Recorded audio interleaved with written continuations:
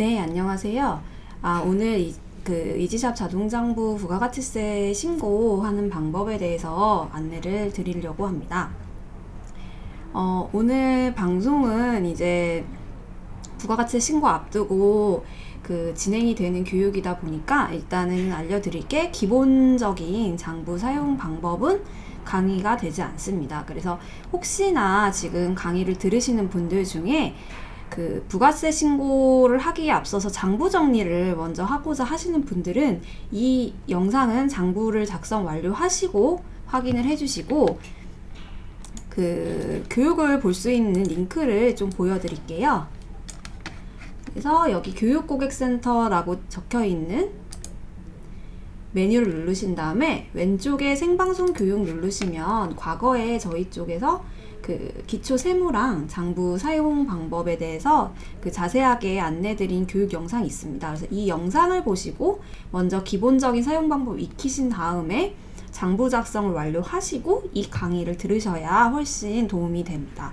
그래서 그렇게 알고 계시고 오늘 교육 진행되는 교환은 자료실에 업로드가 됩니다. 그래서 강의를 들으실 때 자료실에서 함께 교환을 받으셔가지고 같이 강의를 들으시면 더 도움이 될 것 같습니다. 그러면 오늘 교육을 시작하도록 하겠습니다.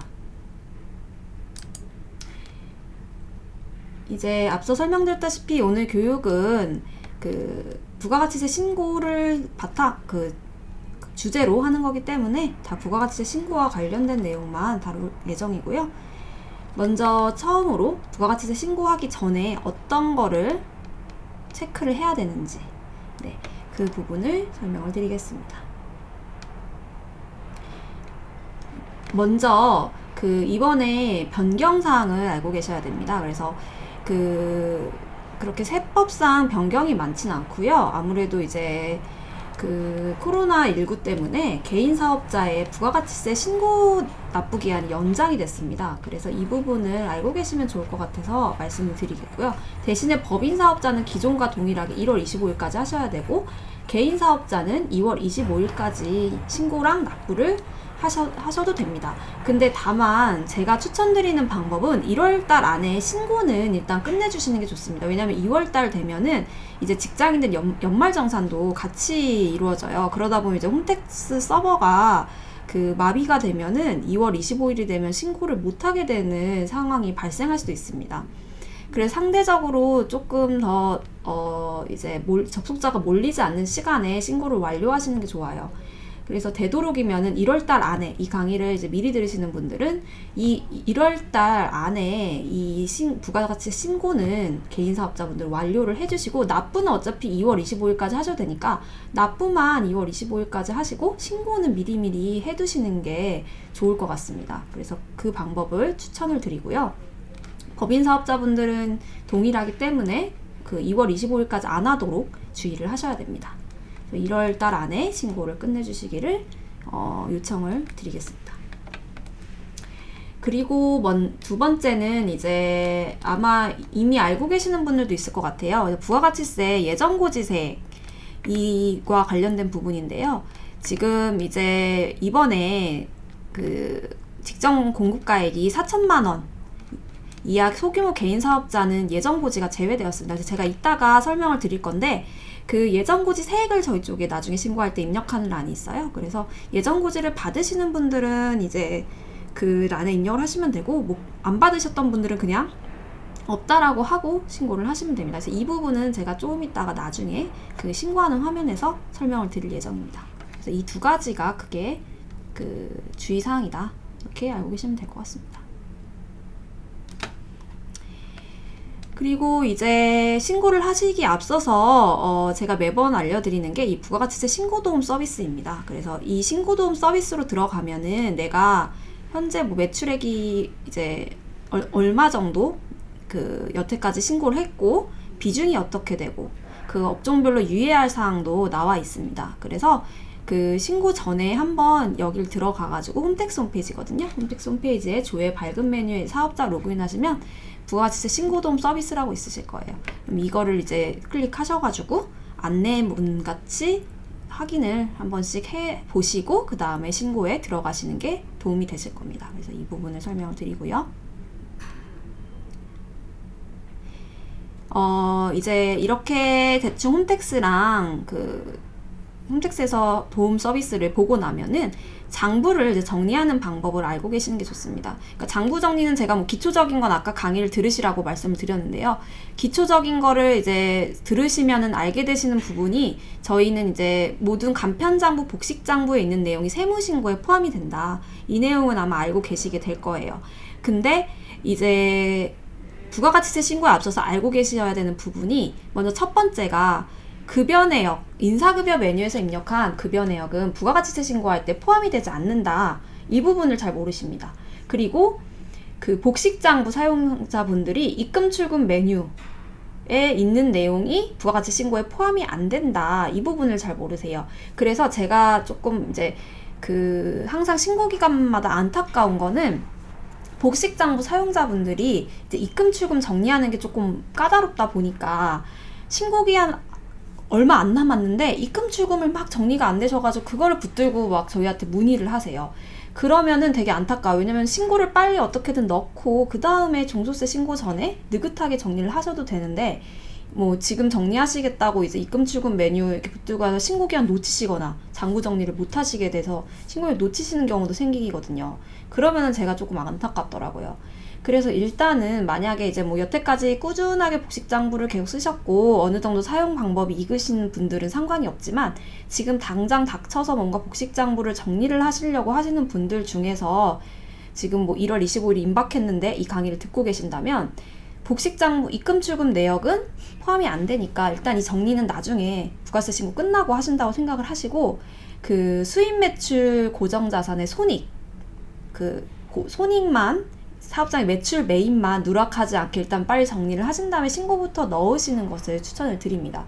그리고 이제 신고기한이 이제 많이 뭐 저희 쪽 이용하신 분들은 아시겠지만 신고기한이 임박하면은 저희 쪽 이제 문의에 대한 응대도 이제 대기가 너무 많아서 원활하지 않아요. 그런 상황에 정리하려고 그러면 더 조급해져서 오히려 머릿속이 복잡해지거든요. 그렇기 때문에 제가 추천드리는 방법은 지금 뭐 신고 기한에 뭔가 이제 복식장부를 익혀서 하시려고 하신다면 입금 출금 메뉴는 제외를 하고 일단 손익만 빨리 정리를 하셔가지고 신고를 들어가시라 이렇게 추천을 드리겠습니다. 그리고 이제 급여 내역은 나중에 종합소득세 신고할 때 원천세 신고한 이제 급여 내역이 들어가지기 때문에 이번 부가세 신고할 때는 포함이 되지 않습니다. 그래서 이 두 가지를 아시고 일단은 이제 저희 장부를 살펴보셔서 신고에 들어가시면 좋을 것 같습니다. 그리고 이제 장부 보시면은 저희 쪽에 많이 이 질문 보셨을 것 같아요. 매입세 불공제 거래입니까? 묻는 질문이 있어요. 이 질문이 공통적으로 이제 과면세 사업자분들은 이제 대부분 뜨는데 과세 사업자분들한테도 많이 뜨는 질문이 될 수 있어요. 왜냐면은 차량과 관련된 비용을 선택하면은 이 질문이 뜨게 되는데 여기서 차량의 종류를 일단은 내가 쓰는 지금 내가 타고 있는 차량의 종류가 어떤 건지를 먼저 파악을 하셔야 돼요. 그래서 1000cc 이하 9인승 이상 승합차, 화물차, 트럭, 그리고 125cc 이하 이륜, 그리고 운수 자동차 판매 및 대여 업종을 영위하기 위해서 취득한 차량. 이 세 가지 차량 중에 하나에 해당하는 뭔가 기름값이라든지 아니면 수리비 이런 것들이 나간다 이러면은 지금 매입세 불공제 거래입니까가 나오면 여기에 예외 체크를 하지 않고 저장을 해주시면 됩니다. 여기서 예외 체크를 안 한다는 거는 매입세액이 공제된다는 얘기고요. 그러면 부가세 신고할 때 공제로 들어가게 되고 여기 불공제 거래입니까에 체크를 하면은 이제 불공제로 되기 때문에 부가세 신고할 때는 공제되지 않는 대상에 해당합니다. 그래서 차량과 관련된 비용은 이 차량의 종류를 보고 공제 대상 여부를 차량 관련된 유지비, 구매비, 이런 것 임차비 이런 것들이 다 차량의 종류로 판별이 되기 때문에 차량과 관련된 비용을 체크할 때는 이 부분을 한번 확인해 주시고 아마 차량과 관련된 거 외에 하나 출장비 할 때도 이게 뜰 거예요. 그래서 출장비는 어떨 때 얘를 체크하냐면 교통비, 출장비 중에서 교통비에 해당하는 거는 얘 체크를 해야 됩니다. 그 부분을 한 번씩 살펴주시면 될 것 같습니다. 그래서 이 부분을 설명을 드리면 하나 더 나가서 생각을 하시는 게 그러면 이게 매입세 불공제면은 아예 그냥 부가세 신고할 때 안 넣고 그냥 나중에 종합소득세 신고할 때 입력하면 되지 않냐 이렇게 물어보세요. 그러면 그렇게 하는 것도 많습니다. 이렇게 말씀을 드리는데 이제 그렇게 하면은 나중에 종합소득세 신고할 때 다시 그 내역을 다 살펴가지고 다시 넣어야 되는 번거로움이 생기잖아요. 그래서 어차피 저희 장부에는 그 불공제 거래라고 체크를 하면 알아서 부가세 신고할 때는 제외가 되고 종합소득세 신고할 때 포함이 됩니다. 그래서 뭐 종합소득세 신고 앞두고 정리하셔도 상관은 없지만 미리 이렇게 정리를 하셔도 무방하니까 그 부분은 이제 염려하지 마시고 이렇게 체크만 올바르게 해주시면 될 것 같습니다.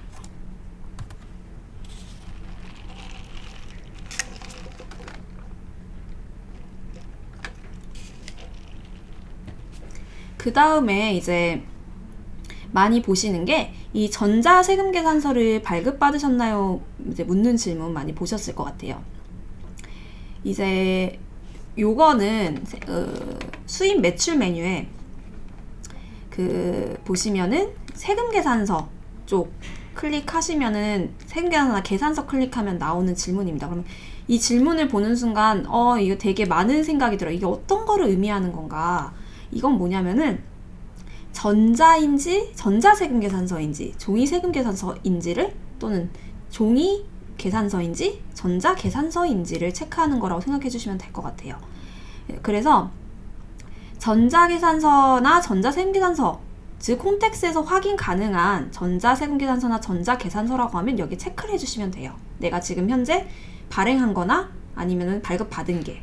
근데 막 문구점 이런 데서 파는 아마 세금계산서 양식으로 종이로 된 거 아마 사업자분들은 다 보셨을 텐데 그거다라고 하면은 그때는 체크를 하지 않고 저장을 해주시면 됩니다. 그래서 이제 사용자분들 중에서 가끔 이제 부가세 신고나 종합소득세 신고 임박하시면 많이 묻는 게 종이세금계산서는 어떻게 기재해요? 이렇게 많이 물어보세요. 그거는 나머지 기재사항은 세금계산서랑 똑같이 기재를 해요. 대신에 마지막에 이렇게 지불 방법 묻는 질문에서 얘를 체크를 하지 않고 저장을 하면 종이가 되는 거고 체크를 하면 전자가 되는 겁니다. 그러면은 나는 세금계산서를 받긴 받았는데 이게 전자인지 종인지 모르겠다라고 하시는 분들은 홈택스 홈페이지를 가보시면 돼요. 홈택스 홈페이지에 그 전자세금계산서나 전자계산서를 조회할 수 있는 메뉴가 있습니다. 그래서 거기서 조회가 되면 그거는 전자세금계산서 또는 계산서인 거고 여기에서 조회가 되지 않는 세금계산서나 계산서라고 하면은 종이라고 보시면 돼요. 근데 이제 세금계산서인지 계산서인지를 잘 모르시겠다 이러면 한번 인터넷 검색을 해보시면 돼요. 세금계산서라고 치면 아마 양식이 하나 나올 거예요. 그래서 그 양식에 해당하는 종이를 받았다 이러면은 그게 세금계산서라고 보시면 될 것 같습니다. 그래서 뭐 종이로 받은 영수증이라고 다 세금계산서나 계산서는 아닙니다. 세법상 정해진 양식이기 때문에 그 부분을 주의하셔가지고 부가가치세 신고할 때 입력을 해주셔야 됩니다. 네. 그래서 지금은 이제 부가가치세 신고하실 때 많이 묻는 질문 위주로 간단하게 설명을 드리고 있고요. 그 다음은 현금 매출 기재하는 방법이에요. 부가가치 신고할 때 많이 묻는 질문 중에 하나가 현금 매출 어떻게 기재해요? 많이 물으셔가지고 제가 여기다가 정리를 해놨습니다.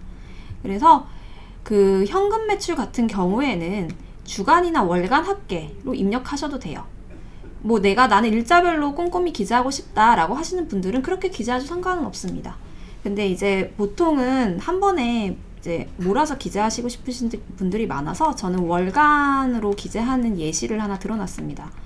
그래서 만약에 이제 내가 8월달 현금 매출이 100만 원이 발생했는데 현금 영수증 발행을 안 했다. 여기 포인트는 현금 영수증 발행을 안 해야 됩니다. 그래서 현금 영수증 발행을 안 했으면은 지금 여기 날짜에는 8월 말일자 적으시면 되고 거래처는 현금 매출은 기타 거래처입니다. 그래서 기타 거래처 잡으신 다음에 합계란에다가 월 합계 기재하면 일반 과세자분들 알아서 공급가액 부가세 나눠질 거고요.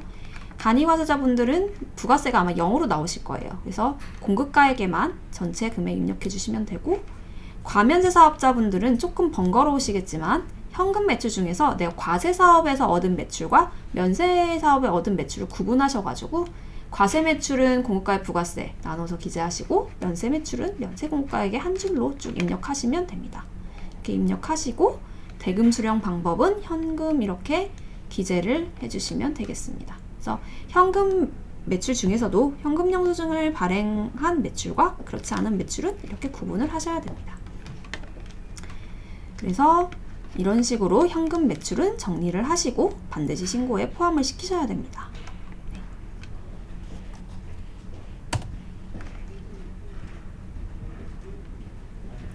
그 다음에 이제 이 부분이 뭔지를 잘 모르셔서 이제 많이 넣는데요. 의제 매입세 공제 거래입니까? 이렇게 묻는 질문이 나오실 때가 있을 거예요. 그러면은 먼저 제가 의제 매입세 공제가 뭔지를 먼저 설명을 드려야 될 것 같은데, 제조업이나 음식점업에서 과세되는 물품을 제조나 가공을 하는 거예요. 예를 들어 가지고 내가 제품을 만들어요. 근데 그건 이제 사용자 판매할 때 과세가 되잖아요. 그리고 내가 뭐 음식을 만들어서 팝니다. 그러면은 그거는 이제 그 나중에 소비자한테 팔 때 공급가액 부가세 나눠서 받잖아요.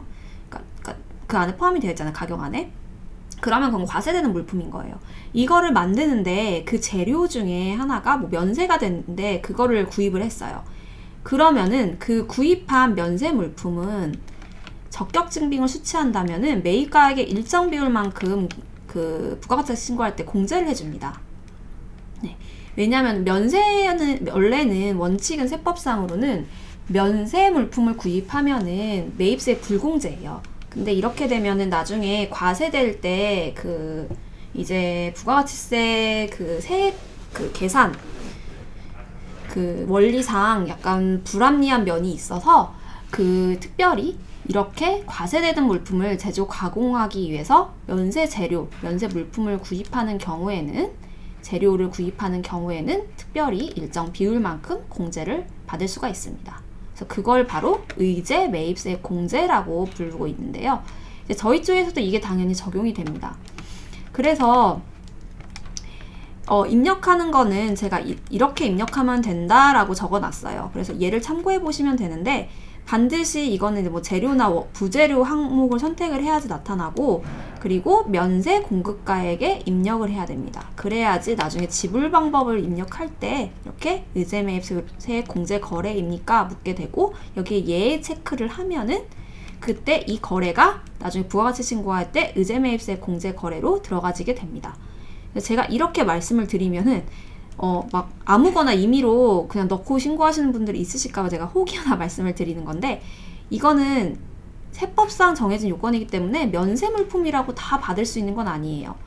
면세 물품 중에서도 이제 과세된 물품을 쓰는 데 들어가는 재료여야 되고, 그것 중에서도 또 적격 증빙을 받아야 됩니다.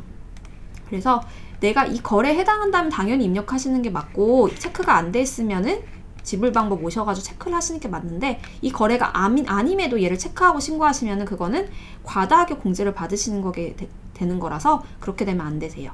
그래서 그렇게는 하지 마시고, 이제 이 거래에 해당하는데 혹시나 못 받으신 분들이 있으시면은 한번 요 의제 매입세 공제 거래입니까에 예 체크가 되어 있는지 한 번씩 점검을 해주시길 바랍니다. 네. 그 다음에는 설명을 드릴 게 저희 쪽 정보 등록 메뉴에 국세청 홈택스 아이디가 올바르게 등록이 됐는지 한 번씩 꼭 체크를 하고 신고에 들어가셨으면 좋겠어요. 이게 뭐냐면은 저희가 전자 파일을 넣을 때 그 홈택스 아이디 값이 들어가요. 근데 그게 다르면은 신고 과정에서 오류가 나옵니다. 그러면 별것도 아닌 오류인데 사실 오류가 나오면 괜히 신경이 되게 많이 쓰이잖아요. 그래서 아예 신고를 넣기 전에 한 번씩 확인을 해주시는 게 좋을 것 같아요. 그래서 제가 어떻게 확인하는지 절차를 화면을 캡처해서 넣어놨는데요. 이렇게 여기 저희 이지샵 페이지에 카드 계좌 등록하기 메뉴 가시면은 여기 인증서가 아마 등록되어 있는 게 이렇게 쭉 리스트가 이런 식으로 나와 있을 거예요. 그러면은 이 인증서별로 여기 연결된 기관 리스트 확인 이렇게 누르면은 그 중에서 아마 이렇게 연결된 국세청 홈택스 리스트라고 나와 있는 게 있을 거예요. 여기에 이렇게 체크가 되어 있는 인증서가 홈택스랑 지금 연결된 인증서라고 보시면 됩니다.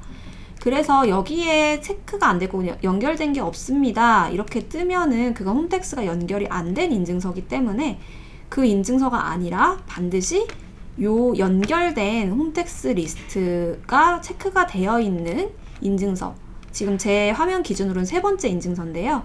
이거를 알아야 되고, 이 인증서로 인증서의 명을 기억을 하신 다음에 뭘 하시냐면은 홈택스 홈페이지에 들어가셔가지고 로그인을 해봅니다. 해보면은 여기에 회원 정보라고 나와 있어요. 이걸 누르면은 사용자 아이디란에 내 아이디를 확인하실 수가 있습니다. 그래서 이 아이디를 어디다 기재를 하냐면 저희 이지샵 페이지에 정보 등록 메뉴 국세청 홈택스 아이디를 입력하는 란이 있습니다. 여기에다가 등록을 해주시면 될 것 같아요. 그래서 지금 혹시나 강의 들으시는 분들 나 등록을 했다라고 하시는 분들도 반드시 이 절차를 통해서 내가 올바른 아이디를 등록했는지 확인을 한 번씩 하시고 신고에 들어가시길 권장해 드립니다. 그래서 이 부분을 실수하면 오류가 나오니까요. 한 번씩 점검을 해주시고요. 그 다음에 또 확인할 사항은 모든 분들에게 해당은 되는 건 아니고 수출 수입 업종 분들만 한 번씩 체크를 해주시면 되는데, 정보 등록에서 국세청 그 사업장 정보에서 국세청 홈택스 아이디 확인을 하셨으면 그 옆에 수출 수입 여부라고 있습니다. 그래서 내가 수출하는 사람인지 수입하는 사람인지 체크를 해주시고요. 이렇게 체크를 하고 나면 이제 저희 쪽에 이제 수출하시는 분들이랑 수입하시는 분들이 입력하는 방법을 많이 물어보셔가지고 그 뒤에다가 제가 입력하는 방법을 넣어놨습니다. 그렇게 체크를 일단 하셔야 되고,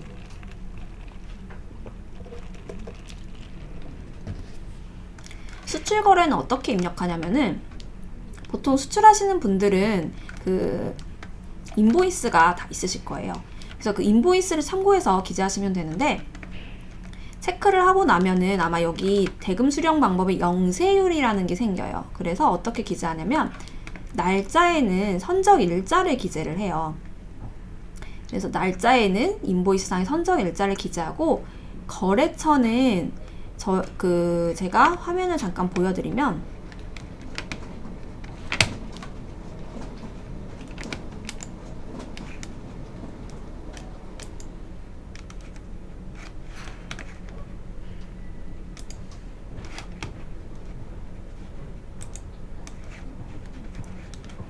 여기에 복식장부, 저는 이제 복식장부인데 간편장부분으로 똑같습니다. 거래처에 가면은 여기에 거래처 추가라는 버튼이 있어요. 그래서 여기 추가 누르시고 여기 수출 수입 거래처라고 있는데 여기에 체크를 하면 사업자 번호를 입력하지 않아도 상호로만 등록을 할 수가 있습니다. 그래서 그 상호를 여기다가 등록을 하시고 그 다음에 이 거래처를 입력해 주시면 돼요. 네, 이런 식으로 해주시면 되고요.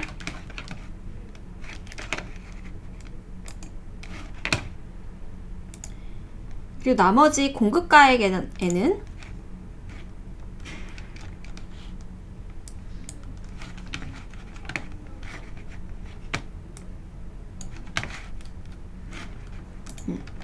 공급가액에는 이제 그 선적일자 기준환율 또는 재정환율로 환산을 합니다.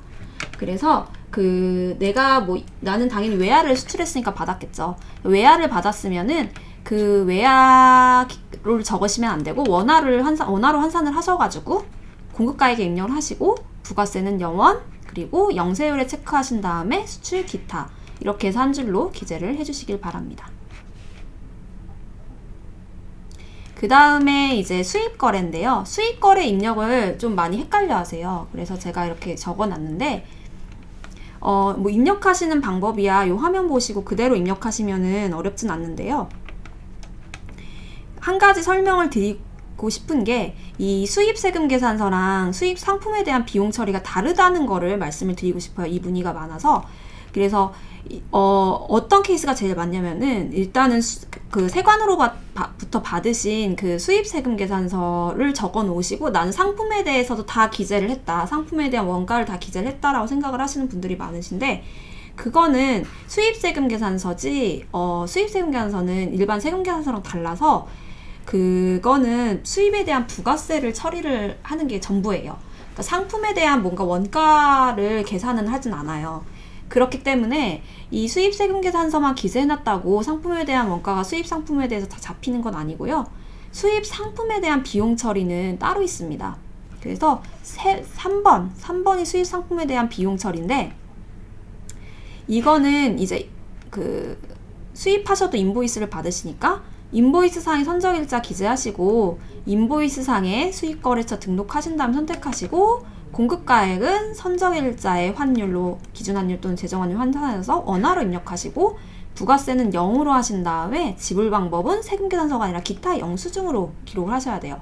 그래서 이렇게 두 개가 뭐 관세 없다라고 보면은 관세 납부한 금액 없다라고 보면은 이 두 줄로 기재를 해야지 수입세금 계산서도 처리가 되는 거고 수입 상품에 대한 비용 처리도 되는 겁니다. 그래서 이 두 가지를 모두 기재를 하셔야 된다. 이렇게 알려드리고 싶어요. 그래서 뭐 관세 납부한 거야 뭐 적으시면 되니까 별로 어렵진 않는데 그래서 이 부분을 제일 많이 물어보셔서 한 번씩 언급을 드리고 넘어가겠습니다. 네. 그 다음에는 장부상의 매출을 점검을 하셔야 되는데 뭐 점검하시는 거는 체크 1, 전자세금계산서 매출을 확인해라. 매출 당연히 중복 안 되고 과세 매출 어떻게 기재하는지 공급가액 부가세 나눠서 기재하는 건 당연히 다 알고 계실 거고 면세 매출도 뭐 부가세 입력 안 하고 면세 공공장에 기재한다. 이거는 사실 기초 강의 들으신 분들은 다 알고 계시는 내용일 거라고 생각을 해요. 근데 이제 이 부분에서 한 가지 전 체크 2를 조금 더 강조를 드리고 싶은데 전자세금계산서가 많이 알고 계시겠지만 그 다음 달 10일까지 발행이 가능해요. 그러니까 결국은 1월 10일까지 12월 분에 대한 세금계산서가 발행이 됩니다. 그렇기 때문에 1월 10일 이전에 부가세 신고를 하게 되면 그 혹시나 거래처에서 세금계산서 1월 10일날 발행을 했는데 그 부분을 빼고 신고를 하게 되실 수가 있어요. 그래서 매출이든 매입이든 전자세금계산서가 다 왔는지 확인을 하시고 그 다음에 신고에 들어가셔야 됩니다. 그래서 1월 10일 이후에 신고를 하시는 게 제일 좋고 그 다음에 그 신고를 하시기 전에 반드시 홈택스 사이트의 매출이랑 그 전자세금계산서 매출이랑 저희 쪽에 전자세금계산서 매출 그리고 홈택스 사이트의 매입 전자세금계산서 매입이랑 그 저희 장부상 전자세금계산서 매입이 일치하는지 확인을 하시고 신고에 들어가셔야 됩니다. 네. 그리고 뿐만 아니라 저희가 이제 자동 수집이 여러 가지가 되잖아요. 그러다 보니까 수기로 기재한 거 네. 수기로 기재한 거랑 자동 수집된 게 중복으로 찍힐 수가 있어요. 그렇게 되지 않도록 반드시 간편장부 복식장부를 한 번씩 점검을 하셔야 되고 매출은 뭐 잘 파악을 하시는데 그 매입을 잘 파악을 못 하시는 경우가 많이 있더라고요. 매입이 워낙 더 많으니까 건수가. 그래서 그 매입도 누락된 게 없는지 그리고 중복된 건 없는지 이런 부분을 장부를 한 번 더 점검을 하시고 신고를 하셔야 돼요. 왜냐면은 자동 수집이 물론 완벽하다고 보면 제일 좋지만 자동 수집 같은 경우에는 이제 뭐 저희가 매일 하루만 배치를 이제 돌리기 때문에 그 기간에 뭔가 통신 연결이 원활하지 않다든지 아니면은 그 이제 사이트 뭐 점검을 한다든지 개편을 한다든지 하면은 그 기간은 이제 빠져서 들어올 수밖에 없어요. 근데 그런 부분까지 저희가 그 확인을 할 수가 없기 때문에 그런 부분은 고객님들께서 한번 그 각 사이트의 매출 또는 매입 내역이랑 일치하는지는 한 번씩 점검을 하시고 신고하는 게 납세자의 의무입니다. 네, 그래서 조금 번거로우시더라도 신고가 잘못되면 안 되니까 이런 부분은 점검을 꼭 해주세요. 네, 그래서 이 부분을 제가 강조를 드리고 싶고요. 그리고 이제 7번인데요. 7번도 많이 물어보세요. 7번 같은 경우에는 이번에 신고하는 게 이제 개인 사업자분들은 보통 이제 7월부터 12월만 신고하시고 간이가세자는 1월부터 12월 신고하시는데, 내가 예를 들어서 2020년 7월에 신고한, 즉 1월부터 6월까지 내역 중에 빠뜨리고 신고를 안 한 게 있어. 근데 이번에 그럼 넣고 신고하면 안 돼? 이렇게 많이 물어보세요. 그건 안 돼요. 세법은 그 해당 과세 기간이라는 게 있어서 그 기간에 발생한 거래 내역에 대해서만 신고 가능한 겁니다. 그래서 내가 뭔가 누락했다, 잘못했다, 이렇다고 해서 이번 신고할 때 이번 신고의 과세 기간에 임의로 포함하고 신고를 하시면 안 되는 거예요. 그래서 만약에 그런 게 있다라고 하시면은 그거는 그 수정 신고 또는 경정 청구를 하셔야 됩니다. 그래서 이전에 신고했던 거를 수정 신고, 경정 청구를 하셔야 되는 부분이다. 네, 이렇게 알고 계시고, 이번에 신고하실 때는 반드시 7월부터 12월까지의 내용만, 법인 사업자분들은 10월부터 12월 내용만 넣고 신고를 하시기를 바랍니다.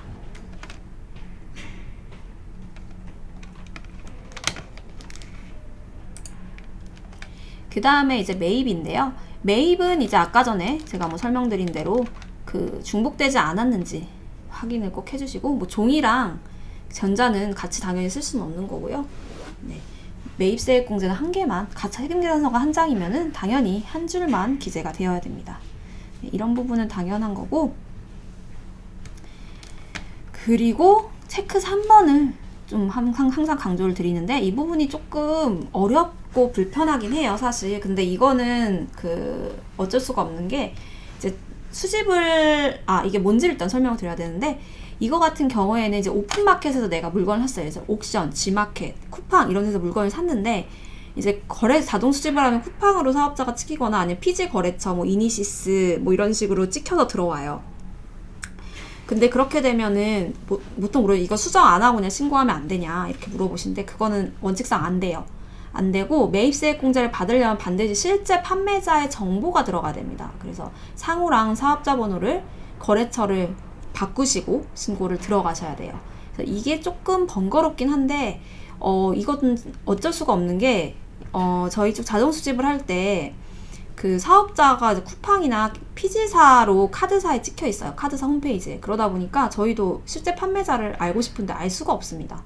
그래서 이거는 좀 번거롭지만 어쩔 수가 없는 부분이고, 너무 많아서 힘드시더라도 이 부분은 수정을 해주셔야 될 것 같습니다. 그래서 실제 사업자, 실제 판매한 곳으로 거래처 수정하시고, 물론 쿠팡이 직접 판매하는 것도 있을 거예요. 그러면은 뭐 쿠팡 냅두셔도 상관은 없어요. 근데 그렇지 않고 보통은 이제 쿠팡 안에 여러 사업자들이 있고 그 사업자에서 구매하는 거기 때문에 그 구매자의 정보를, 판매자의 정보를 아시고 장부에 기재해 주시기 바랍니다. 그리고 이제 그 체크 4번인데, 4번 같은 경우는 이 부분은 당연히 기재하면 받을 수 있다는 거를 아실 거라 생각은 드는데, 고정자산 기재하는 요령은 이제 기초 강의 들으셨을 거예요. 그래서 그 해당 과세기간, 즉 7월부터 12월 사이에 내가 뭔가 구매한 고정자산이 있다 이러면은 포함을 시키시고 공제를 받으시고요. 이제 고정자산에 대해서 이제 말씀을 드리면, 고정자산은 부가가치 신고할 때 매입세액 공제는 해당 과세기간에 전부 들어가요. 근데 그 종합소득세 신고할 때 비용은 알고 계시겠지만 연수에 따라 나누어서 비용 처리가 됩니다. 그래서 그런 부분은 이제 알고 계시고, 부가가치 신고할 때는 매입세액 공제 전액이 해당 과세기간에 공제가 됩니다.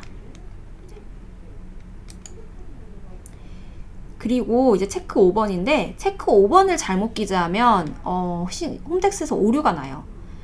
그래서 이거는 뭐 내가 사전에 알기는 되게 어려운데, 만약에 알고 있다면은 수정을 해서 기재를 하시면 제일 좋아요. 전자신고할 때 오류가 나기 때문에. 뭐 어떤 거냐면은 세법상 간이과세자나 면세사업자로부터 구매한 물품은 그 매입세액 공제가 되지가 않습니다. 그렇기 때문에 얘를 받지 않도록 처리를 해야 되는데, 이런 것들은 어떻게 기재를 하냐면,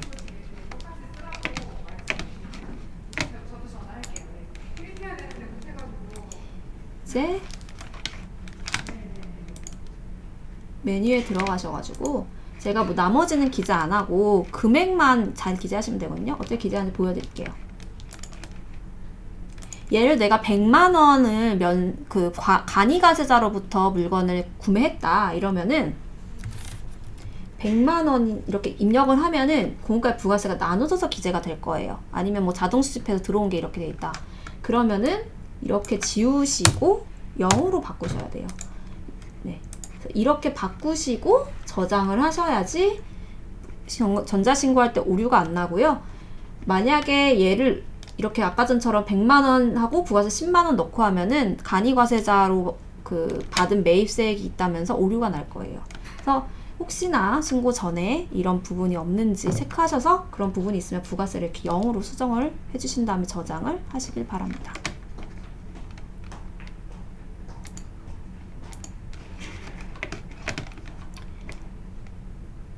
그 다음에는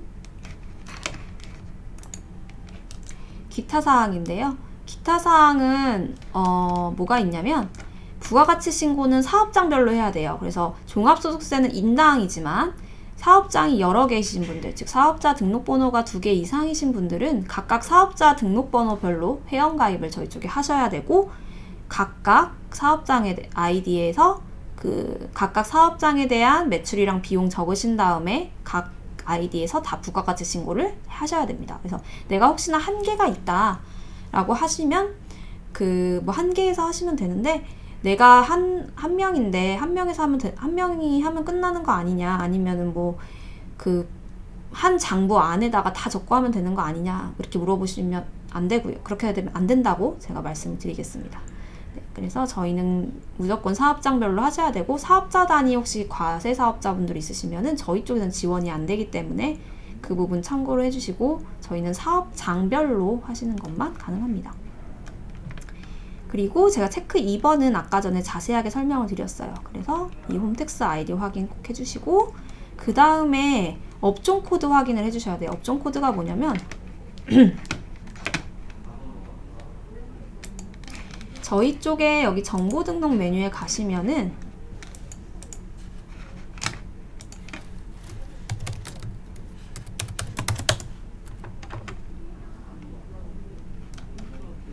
이 업종 코드가 있어요. 저는 이제 뭐 여러 가지 보여드리려고 많이 등록이 돼 있는데 이 업종 코드가 올바르지 않으면은 공제나 각종 부가세 신고할 때 신고 서식이 잘못 들어갈 수가 있습니다. 그래서 반드시 홈택스 홈페이지 여기 설명 누르면 나와 있거든요. 홈택스 홈페이지 가셔서 내 업종 코드가 일치하는지 보시고 다르시면은 저희 쪽에 장부 사용 문의에다 변경 요청을 해주시고요. 만약에 내가 이 홈택스 확인이 어렵다 이러면 사업장 관할 세무서로 물어보시면은 알려드릴 거예요. 그럼 6자리 숫자로 되어 있거든요. 그래서 업종 코드를 정확하게 아시고 이 부분이 올바른지 보신 다음에 신고 들어가셔야 됩니다. 그래서 다르시면은 장부 사용 문의에다가 6자리 알고 계시는 거, 올바르게 알고 계시는 거 남기셔가지고 이걸로 변경해달라고 요청해 주시면 됩니다. 이 부분은 실수하지 않도록 주의하셔야 되고요. 그 다음에는 영수증 증빙은 5년간 보관을 하셔야 되고 그 다음에 과세유형 혹시 전환됐는지 확인은 한 번씩 해주시길 바랍니다. 그래서 과세유형 전환이 뭐냐면은 간이에서 일반 또는 일반에서 간이로 혹시나 변경이 되진 않았는지 확인을 해주셔야 되고요. 그 다음 체크 6번인데 저희 쪽에 오픈마켓 해외 배송 매출 업로드 쓰시는 분들이 조금 있으실 거예요. 이거 쓰시는 분들 중에 혹시 업로드 자료에 마이너스 금액이 있으시면은 저희 쪽에 이제 업로드 하시고 장부로 보내기 하신 다음에 수입 매출 메뉴에서 마이너스로 수정을 일단 하셔야 돼요. 그래서 수정하시고 그 다음에 신고서 자동 생성해서 부가가치세 영세율 첨부서류 명세서 작성하기에서도 마이너스 금액으로 수정을 하셔야 됩니다. 이제 이렇게 말씀드리면 좀 어려울 수도 있는데 업로드 금액에 이제 마이너스가 있으신 분들은 장부에도 마이너스 처리가 되는지 보셔야 되고 나중에 신고하실 때 이런 서식이 있을 거예요. 이런 서식에 마이너스 금액으로 되어 있는지도 확인하시고 안 돼 있으면 수정을 하셔야 됩니다. 네, 그래서 여기까지 장부 체크해야 되는 사항을 설명드렸는데 굉장히 많죠. 체크할 게 좀 많지만 체크를 이렇게 꼼꼼히 하시면은 그만큼 신고를 정확하게 하실 수 있는 거예요. 그래서 조금 시간이 걸리시더라도 내 신고를 하는 거잖아요. 나의 신고, 나의 재산과 관련된 부분이니까 조금 꼼꼼히 점검을 하시길 당부드리겠습니다.